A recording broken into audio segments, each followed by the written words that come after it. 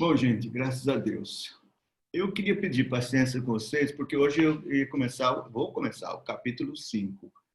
Mas, na última sexta-feira, eu expus o capítulo 4 de Apocalipse, e então teve um ponto que eu apresentei do ponto de vista de um dos autores dessa linha reformada, ele é chamado William Hendrickson,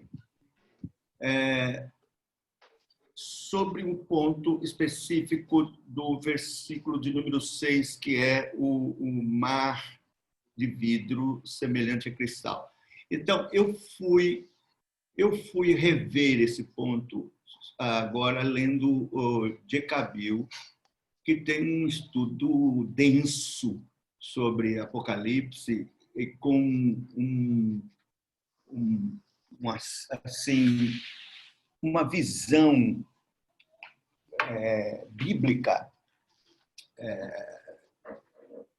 Velho Testamento, tudo sobre o Apocalipse, e eu então tive que mudar. Eu quero trazer para vocês, e vocês vão ver que de fato tem fundamentação bíblica o que eu vou falar. Vamos orar antes. Senhor, ajuda-nos a compreender a Tua palavra de um modo correto, de um modo bíblico, certo, conforme, Senhor, é a verdade em Cristo, conforme a Tua própria palavra, Senhor, porque a Bíblia se interpreta pela própria Bíblia. Ajuda-nos a compreender isso e dá-nos esse entendimento, então, Senhor, abrangente das Escrituras, para podermos ter entendimento, Senhor, claro, certo, daquilo que o Senhor quis nos ensinar, principalmente no livro do Apocalipse. Oramos em nome de Jesus. Amém. Bom, o versículo 6 diz assim: também havia diante do trono, capítulo 4, o versículo 6, que é do estudo passado, também havia diante do trono como que um mar de vidro, semelhante ao cristal, e ao redor do trono, um ao meio de cada lado, 4 seres viventes cheios de olhos por diante e por detrás. Bom, aí eu disse que o William Hendrickson dizia assim, que esse mar de vidro é como se fosse assim algo cristalino, que significa a soberania de Deus e tal.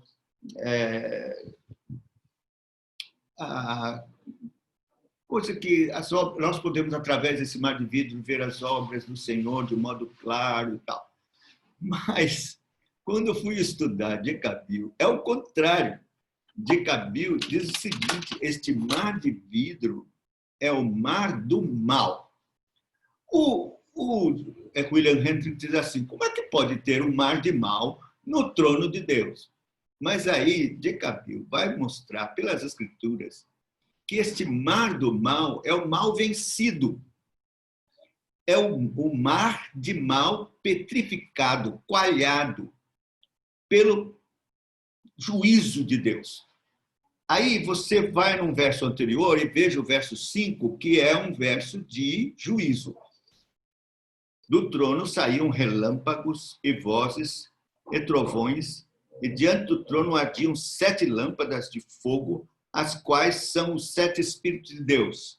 Quer dizer, fogo, vozes, trovões, relâmpagos, são manifestações de poder da ira de Deus que sai do trono. Então, a visão para João era de que, assim como o trono rege todas as coisas e governa todas as coisas, né, dirige todas as coisas, para assegurar a redenção e a vitória dos crentes, é também do trono que está assegurada a vingança de Deus sobre os inimigos. E esse mar de vidro representa todo o mal, em todos os tempos e todas as épocas, que foi julgado por Deus e está aniquilado e portanto, coalhado e vitrificado, e Deus tem os seus pés sobre ele, assim como o cordeiro tem os seus pés. A gente sabe que o Senhor está aguardando até que os inimigos sejam postos por estrado dos seus pés, diz a palavra de Deus. Mas veja, que coisa interessante agora os textos que eu quero que vocês sigam comigo.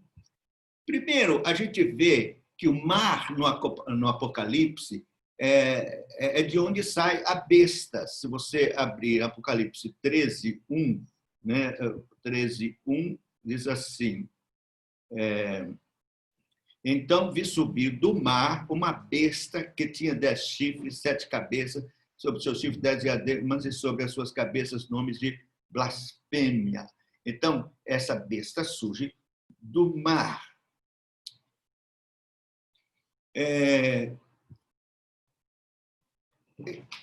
Esse mar também é comparado ao Mar Vermelho, onde foram derrotados os inimigos do povo de Deus. Se você abrir em Apocalipse 15, veja mais para frente um pouco, 15, vamos ler os versículos, Apocalipse 15, versículos 2 e 4. E vi como que um mar de vidro misturado com fogo, e os que tinham vencido a besta e a sua imagem e o número do seu nome estavam em pé junto ao mar de vidro e tinham harpas de Deus. Veja, os vencedores que venceram a besta estavam em pé neste mar, como vencedores, né? Pisando este mar de vidro. Agora veja o verso 3. E cantavam o cântico de Moisés, servo de Deus, e o cântico do Cordeiro, dizendo: grandes e admiráveis são as tuas obras, ó Senhor, Deus Todo-Poderoso, justos e verdadeiros são os teus caminhos. Quer dizer, eles são os teus caminhos, ó Rei dos Reis. Quem não te temerá, Senhor, e não glorificará o teu nome, pois só tu és santo, pois isso todas as nações virão e se prostrarão diante de ti, porque os teus juízos são manifestos.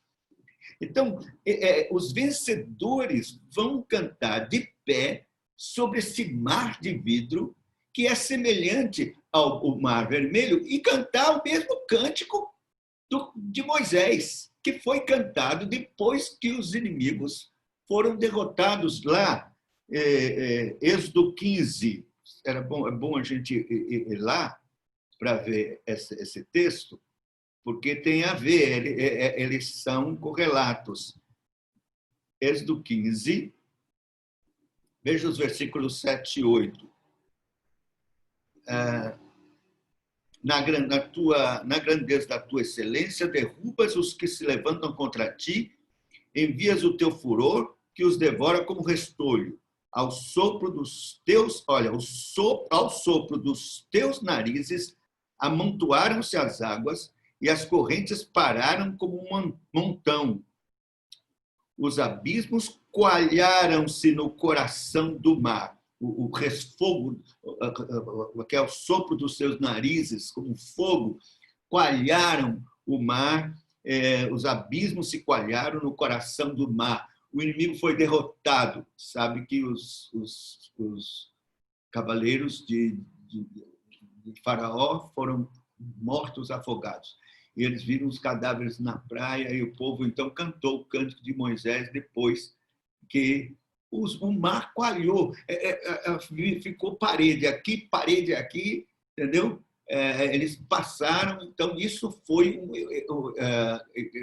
quando eles terminaram de passar, o juízo de Deus se manifestou sobre os inimigos naquele mar vermelho. Então, há uma analogia desse mar coalhado do trono de Deus com a vitória sobre os inimigos.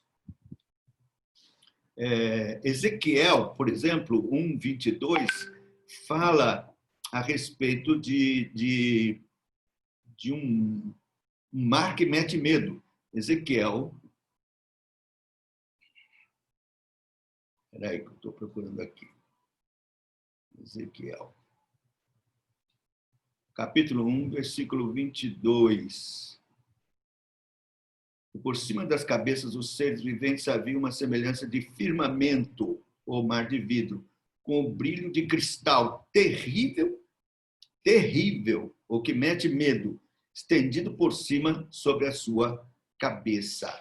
Então, esses versos mostram isso. É impressionante essa analogia então, do mar.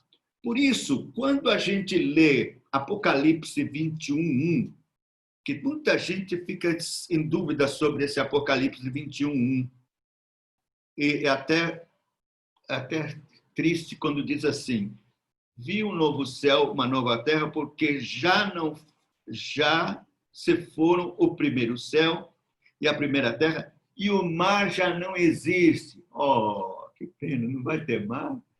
Não, vai ter mar sim. O mar que não existe é o mar do mal.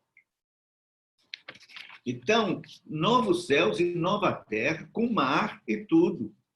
O mar que já não existe é o mar do mal, que será coalhado, vitrificado, completamente derrotado, com todos os inimigos.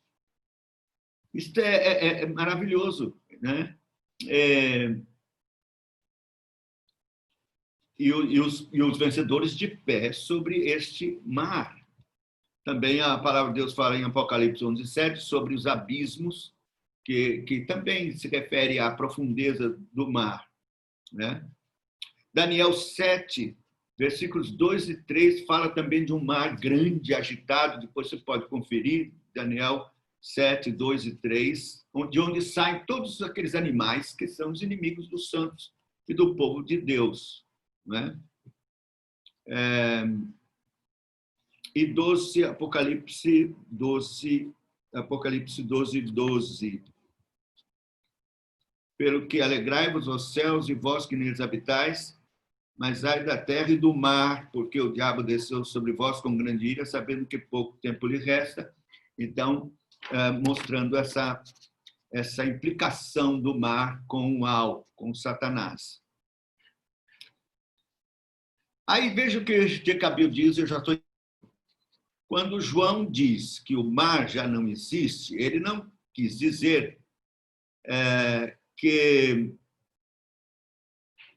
Ele não quis, ou ele não quer dizer que todo o mal da terra será não somente derrotado, mas também erradicado. Quer dizer isso. Quando o reino de Cristo for estabelecido de forma consumada sobre a terra.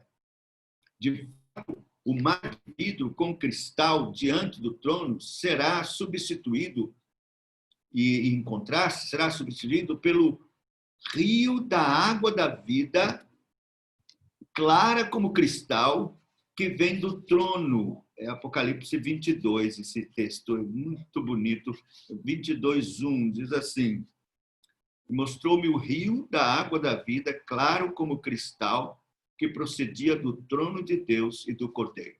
Então, não mais o mar do mal, mas um rio que corre do trono de Deus, claro como cristal. Será essa substituição, esta mudança. O mar, fonte de todo o mal satânico e oposição aos santos e ao trono de Deus, será eliminado e substituído pelo rio da redenção, o qual tem sua fonte no trono de Deus. Então, era isso que eu queria falar a respeito do que falamos ontem, ou sexta-feira, né, no Mar de Vida. Mas hoje nós vamos tratar do capítulo. Para mim, olha, eu fiquei tão maravilhado estudando esse capítulo 5 de Apocalipse, porque é o capítulo que dá significado a todas as coisas que já se surgiu na mente de Deus e que constitui seu plano em tudo que se possa imaginar. O significado está nesse capítulo. Vou ler. Capítulo 5 de Apocalipse. Vi na mão direita daquele que estava sentado no trono um livro, escrito por dentro e por fora, de todo selado com 7 selos. Vi também um anjo forte que proclamava em grande voz: quem é digno de abrir o livro e de lhe desatar os selos? Ora, nem no céu, nem sobre a terra, nem debaixo da terra, ninguém podia abrir o livro, nem mesmo olhar para ele. E eu chorava muito, porque ninguém foi achado digno de abrir o livro, nem mesmo de olhar para ele. Todavia, um dos anciãos me disse: não chores, eis que o leão da tribo de Judá, a raiz de Davi, venceu para abrir o livro e os seus 7 selos. Então vi no meio do trono e dos 4 seres viventes, e entre os anciãos, de pé, um cordeiro, como tendo sido morto. Ele tinha 7 chifres, bem como 7 olhos, que são os 7 Espíritos de Deus enviados por toda a terra. Veio, pois, e tomou o livro da mão direita daquele que estava sentado no trono. E quando tomou o livro, os 4 seres viventes e os 24 anciãos prostraram-se diante do cordeiro, tendo cada um deles uma harpa e taças de ouro cheias de incenso, que são as orações dos santos. E entoavam um novo cântico, dizendo: digno és de tomar o livro, de abrir-lhe os selos, porque foste morto, e com teu sangue compraste para Deus os que procedem de toda tribo, língua, povo, nação. E para o nosso Deus os constituíste reinos, sacerdotes, e reinarão sobre a terra. Vi e ouvi uma voz de muitos anjos ao redor do trono, os seres viventes, dos anciãos, cujo número era de milhões e milhões, milhares de milhares, proclamando em grande voz: digno é o Cordeiro que foi morto de receber o poder e riqueza e sabedoria e força e honra e glória e louvor. E então ouvi que toda criatura que há no céu, sobre a terra, debaixo da terra, sobre o mar, e tudo o que neles há, estava dizendo: aquele que está sentado no trono e ao Cordeiro seja o louvor, a honra, a glória, o domínio pelos séculos dos séculos. E os 4 seres viventes respondiam: amém. Também os anciãos prostraram-se e adoraram. Graças a Deus. Deixa eu pegar aqui a minha anotação.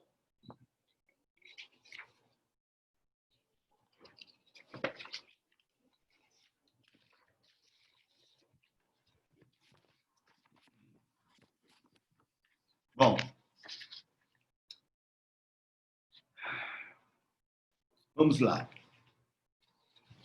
Aqui neste capítulo, então, nós vimos que os 2 capítulos estão conjugados, o 4 e o 5, porque é uma visão do céu e do trono de Deus, o centro do universo. Tudo mais gira em torno do trono de Deus. Mas, claro, Cristo é sentado à direita. No capítulo 4 é assim. No capítulo 5, há uma distinção. Nós temos no trono sentado o Senhor, o Pai, mas Cristo não está assentado no trono. Ele está numa posição ao redor do trono, ali perto. O que está no trono é sentado o Pai, e na sua mão direita, um livro. Um livro. Nós vamos ver que, nesse capítulo, o que Deus está revelando para João é aquilo que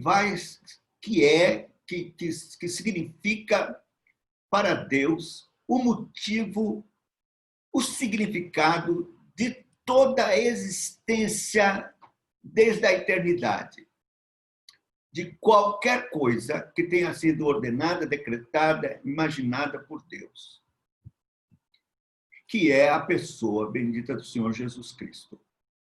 Tudo foi criado por meio dele e para ele. Quer dizer que todo o plano, toda a criação, todo o universo, todo o cosmos, da galáxia, ou das galáxias e das milhares de galáxias, as coisas mais ínfimas e microscópicas, ou qualquer coisa que exista, só tem um sentido de existir, que é Cristo. E sem Cristo não existe. É uma coisa interessante. Veja, primeira coisa que temos aqui é um livro. Esse, certamente, porque muita coisa do Antigo Testamento tem a ver com o Velho Testamento. Né? O livro ele já aparece, por exemplo, em Ezequiel. Ezequiel, nós temos a expressão do livro apresentado aqui. Ezequiel, no capítulo 2, versículos 9 e 10. Nós temos: e quando olhei, eis que tua mão se estendia para mim, e eis que nela estava um rolo de livro. E abriu-se diante de mim, e o rolo estava escrito por dentro e por fora, e nele se achavam escritos lamentações, suspiros e ais. Mas este rolo de livro é chamado livro da vida. Ele não está só, não estão escritos nele só os nomes das pessoas que Deus escolheu para a salvação e registrou desde a eternidade, mas todos os acontecimentos da história, desde a eternidade, quando Deus, por exemplo, criou anjo, criou todas as coisas, tudo está registrado nesse livro. Ele é um livro que é escrito por dentro e por fora. Essa expressão, escrito por dentro e por fora, tem a ver com um aspecto pactual, porque, por exemplo, os 10 mandamentos, eles foram escritos por dentro e por fora. Interessante. Se você tem isso, Êxodo 32:15, quer ver? Só para salientar esse detalhe, 32:15.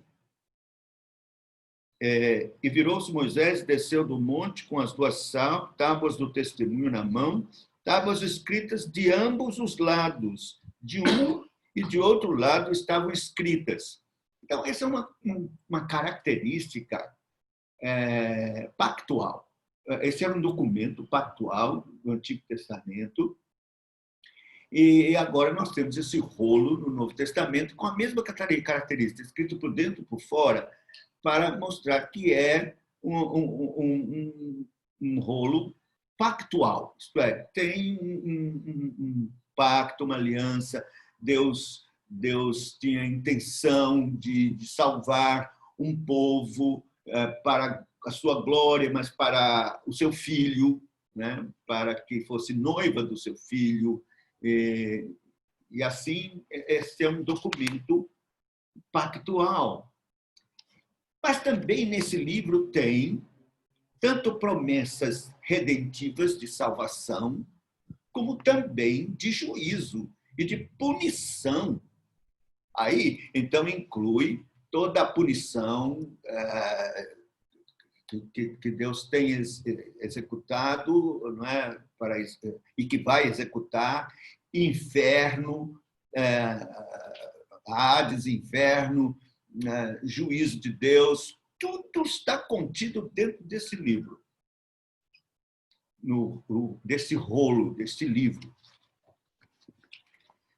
Vamos dizer, então, que tudo aquilo que foi estabelecido na eternidade foi registrado nesse livro, que envolve salvação e condenação e tudo mais que existe, toda a história da redenção, tudo registrado nesse livro. E este livro está selado. O que significa que esse livro esteja selado? É selado com 7 selos. Nós vamos ver que esses selos eles têm a ver com um segredo que está fechado e que ele não está à disposição. É alguma coisa lacrada, bem fechada, que vai ensejar uma coisa,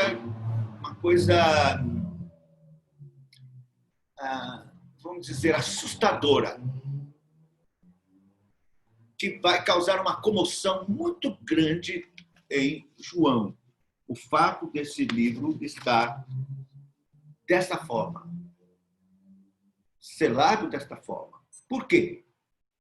Porque o que acontece é que o anjo faz uma pergunta. O anjo, lá no nosso texto, né, faz uma pergunta. A pergunta é a seguinte: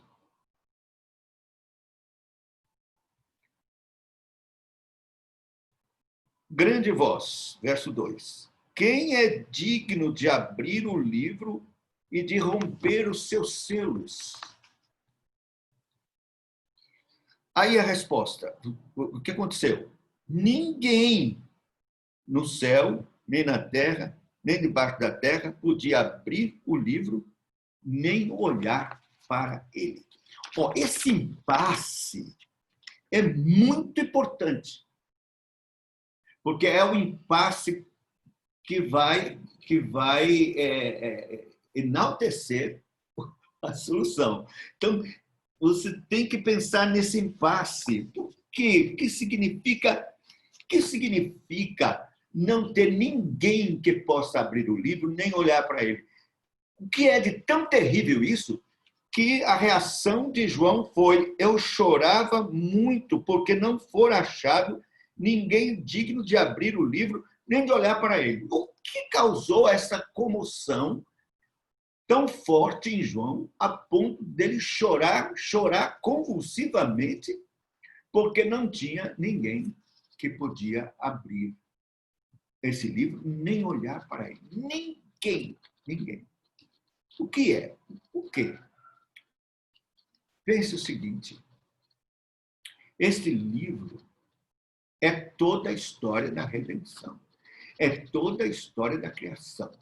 Esse livro é tudo que Deus idealizou, desejou, decretou para a glória do seu Filho. Tudo por ele, por causa dele, para que ele tivesse a primazia para ele. E que, então, se sucedesse, acontecesse. Agora, se não tem ninguém que abra o livro, então não tem sentido nada. Nada do que foi criado. É como se fosse assim: não tem ninguém para ler o livro, então desaparece tudo o que foi feito e criado. Deixa de existir tudo, não vai existir mais nada, nem salvação, nem redenção, nem inferno, nem nada. Acabou. Volta tudo como era antes: Deus Pai, Deus Filho, Deus Espírito Santo. Acabou. Tudo deixa de existir, porque tem que abrir o livro para que as coisas que estão escritas ali se efetivem e tenham sentido nos seus acontecimentos. Imagine, João então chora porque vê, acabou tudo, não tem quem abre, não vai ter a salvação, não vai ter, tudo que foi feito é nada, não vai ter a consolação, as almas estarão perdidas, milhares, quer dizer, tudo não valeu nada. Até a morte do Senhor Jesus Cristo não ia valer nada.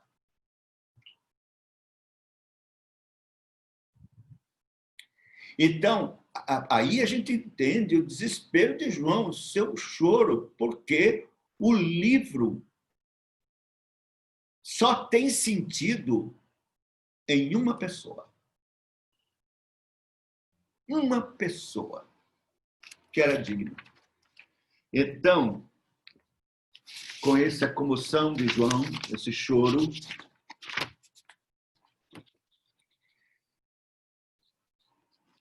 o que acontece? Disse-me, verso 5, um dentre os anciãos: não chores, eis que o leão da tribo de Judá, a raiz de Davi, venceu para abrir o livro e romper os 7 selos. Está aqui. Ele, somente ele que é chamado leão da tribo de Judá, raiz de Davi, e que venceu, pode abrir e romper os céus e dar sentido a tudo mais, a tudo que Deus ordenou, quis. É como se o pai entregasse o livro para o filho e dissesse assim, em inglês, "It's up to you." Mas, olha, é com você. Se você aceita toda esta história, tudo isto que eu planejei para a sua glória, exaltação e a salvação desses todos, você abre os seus. Se não abrir, volta tudo para trás. Se abrir, tudo acontece, porque só você é digno. Só você. Isso é tudo por causa de você, por sua causa e para você. Só tem sentido em você.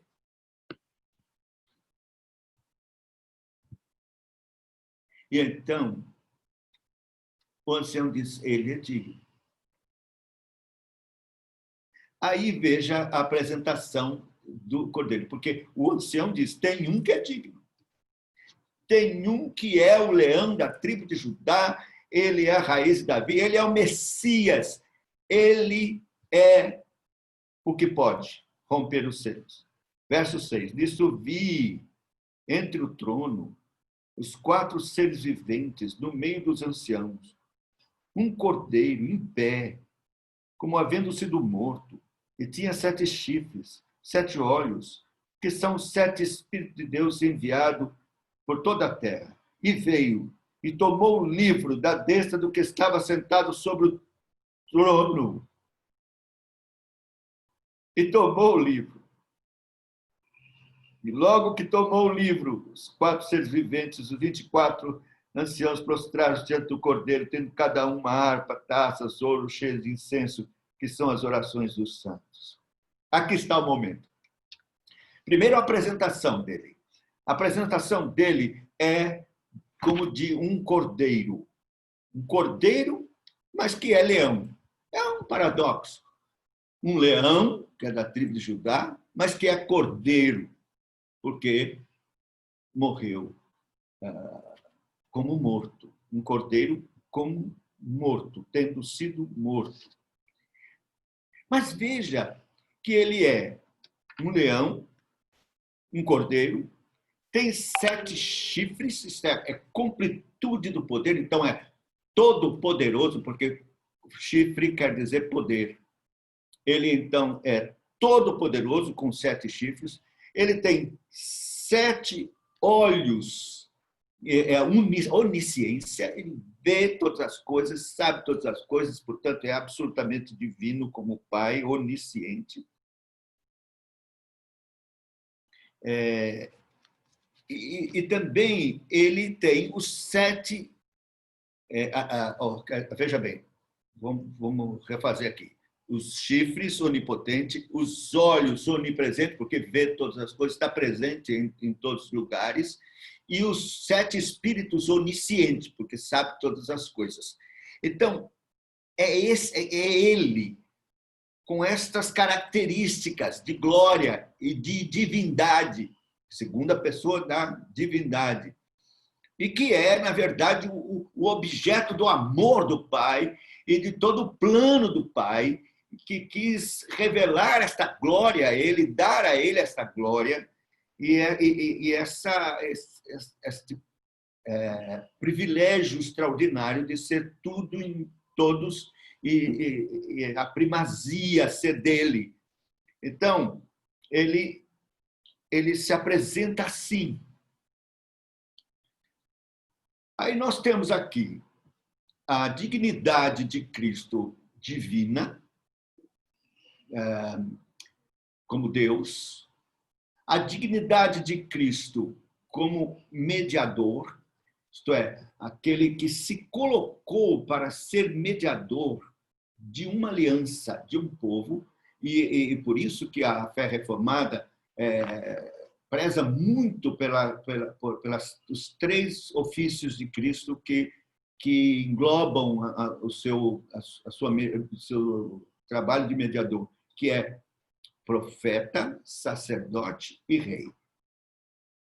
Como profeta, cheio do Espírito Santo de Deus para ensinar a igreja, como sacerdote, cordeiro, que foi a vítima e que ele mesmo fez e ofereceu-se a si mesmo como sacrifício e intercede pelo seu povo, e rei, que é aquele que governa, é senhor, domina sobre tudo, sobre todos.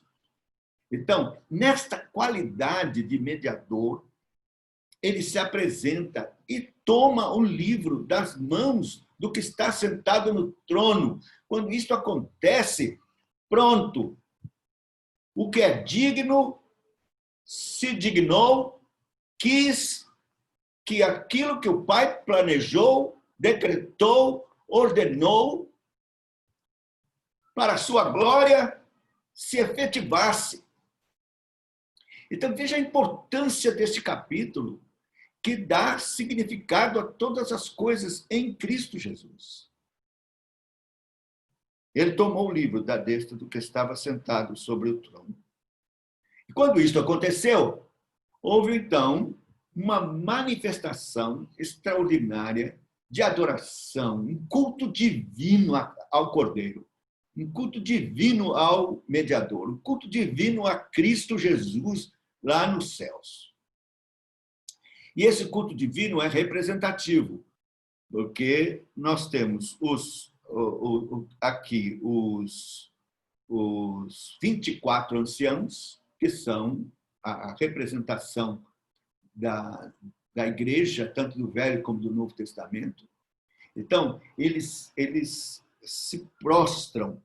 Logo que tomou o livro, verso 8, os 4 seres viventes e os 24 anciãos prostraram-se diante do Cordeiro, tendo cada um deles uma harpa e taças, ouro, cheias de incenso, que são as orações dos santos. Quer dizer, a igreja e a representação da criação reconhece que agora eles vão existir. Tem sentido, vai continuar, vai se efetivar. Todo o plano de Deus foi resolvido. O que é digno tomou o livro. Então, eles se prostram em gratidão, adoração, louvor, e prestam culto divino aqui a Deus. Os 4 seres viventes, nós sabemos, são anjos representando a criação. E os 24 anciãos são os representantes da igreja, Velho e Novo Testamentos. E eles, então, cantavam dizendo, verso 9, digno és de tomar o livro e de abrir os seus selos, porque foste morto, e com o teu sangue compraste para Deus homens de toda tribo, língua, povo e nação. Oh, que coisa maravilhosa! Compraste. És digno, porque foste morto e com teu sangue compraste para Deus homens de toda tribo, língua, povo e nação. Então, todos nós, em toda a história, fomos comprados pela morte do Cordeiro e por seu sangue derramado. E fomos, então, feitos para ele sacerdotes, reino e sacerdotes. E tudo vai, de fato, se efetivar.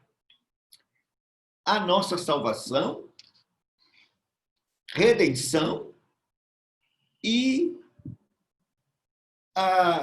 castigo, a retribuição de todos aqueles que se levantaram contra Deus. Porque Cristo é glorificado tanto na sua redenção, como também na sua justiça. Eu sei que muita gente pensa, para que o inferno?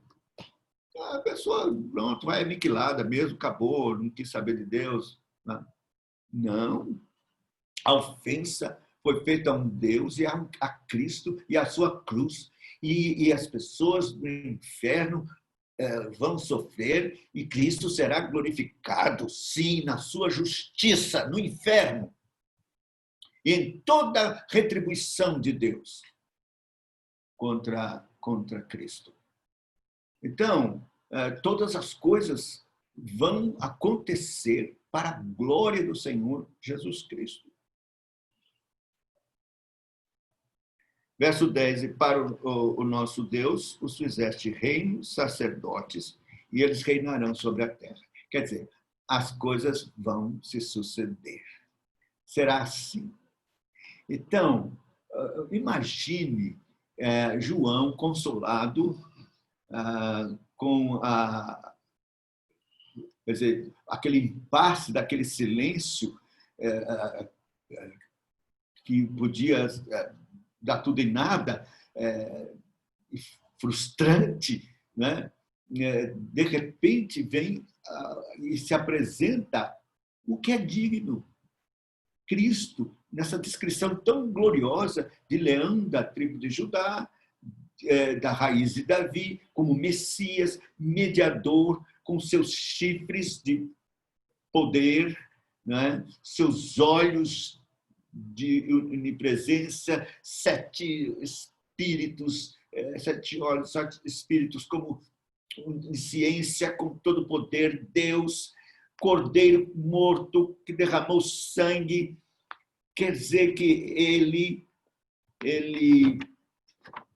é glorificado, exaltado e apresentado diante de João, que escreve para nós, para a igreja sofredora que está passando aqui, para dizer, olha, ele tomou o livro e tudo se sucederá galhardamente e vitoriosamente para aqueles que ele comprou com seu sangue.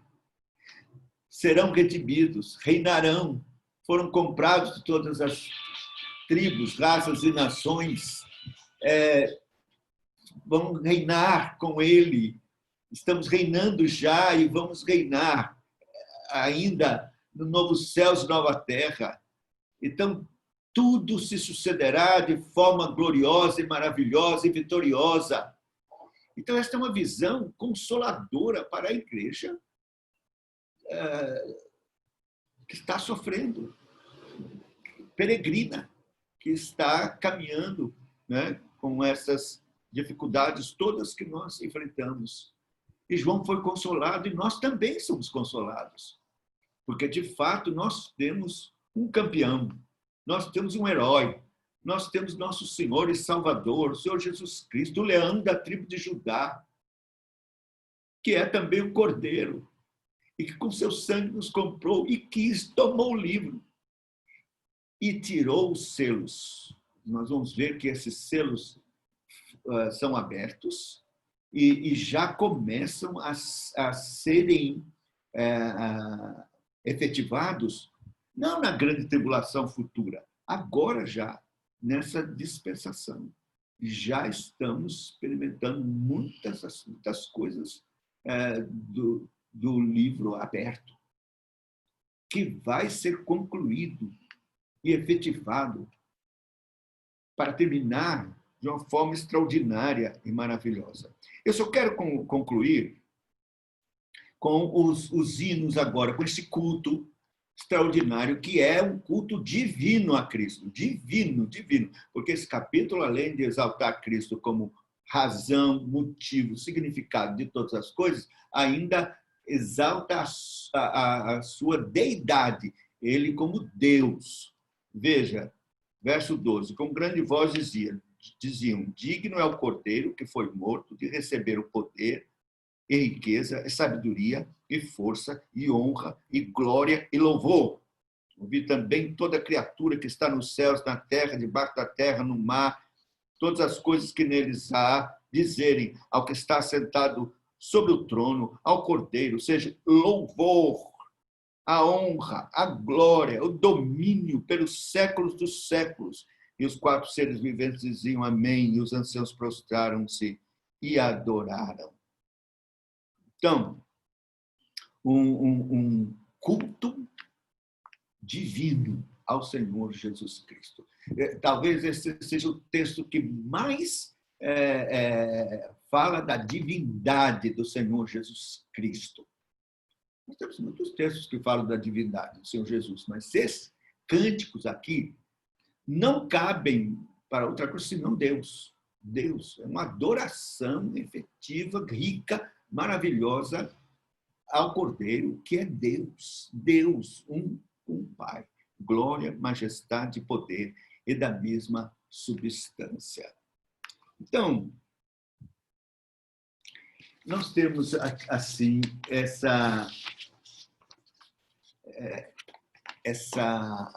esse capítulo, que é o capítulo que mostra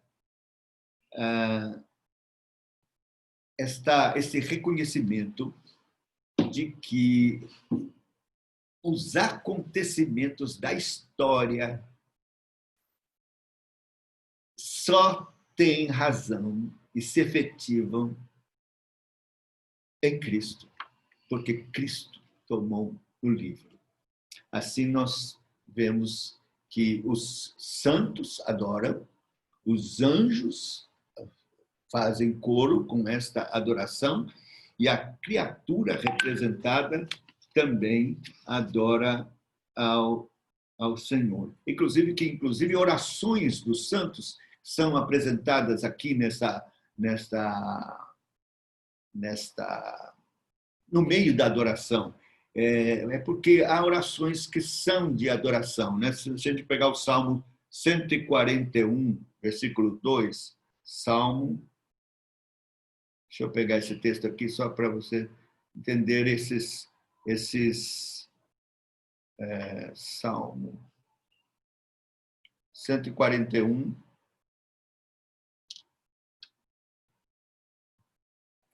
versículo 2.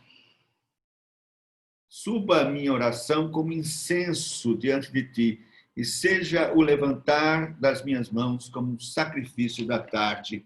Quer dizer, as orações são como incenso e fazem parte da adoração, né? Nesse cântico maravilhoso, que foi um cântico de salvação, falando da obra de Cristo, né? E de gratidão, porque o Senhor nos fez reino e sacerdotes. Então, todo o cosmo, toda a criação se rende, se prostra e reconhece que sem Cristo não existiriam, não teriam qualquer razão de existir, né? de se perpetuar. Teriam extintos e feito poeira. Sem Cristo se perderiam. E eu quero terminar com um texto de Efésios. Efésios, no capítulo 1, versículo 21 até 23. Muito acima, eu vou dizer, 20, que operou em Cristo, ressuscitando dentre os mortos, fazendo assentar à sua direita nos céus, muito acima de todo principado e autoridade e poder e domínio de todo nome que se nomeia, não só nesse século, mas também no vindouro, e sujeitou todas as coisas debaixo dos seus pés, para ser cabeça sobre todas as coisas, e o deu à igreja, que é o seu corpo, o complemento daquele que cumpre tudo em todas as coisas. Então, que Deus nos abençoe e a gente possa entender que nesse capítulo 5 de Apocalipse, Deus quis nos mostrar como Cristo é tudo em todos e não há sentido em nada sem Cristo. E eu não sei como aplicar isso, sabe? Eu fico pensando, a gente está aqui vivendo, andando e se distrai com tanta coisa e não percebe que não haveria sentido algum em nada do que existe sem Cristo. E que nós deveríamos identificar Cristo como razão de qualquer coisa que acontece, que se move, que existe e que não existiria sem Cristo. Porque se ele não abre o livro, nada teria sentido e nem terá sentido. Então, a segurança da nossa vitória, a nossa esperança, salvação e tudo mais, está em Cristo. Cristo Jesus, somente. É muito triste quando uma pessoa vive e não pensa em Cristo, nem adora, nem reconhece que tudo tem sentido em Cristo, não dá graças e não vive para Ele. Vive não sei para quê. O texto está nos mostrando que se não houvesse o leão da tribo de Judá, a raiz de Davi, o cordeiro, que é digno de que todas as coisas existam, se não houvesse,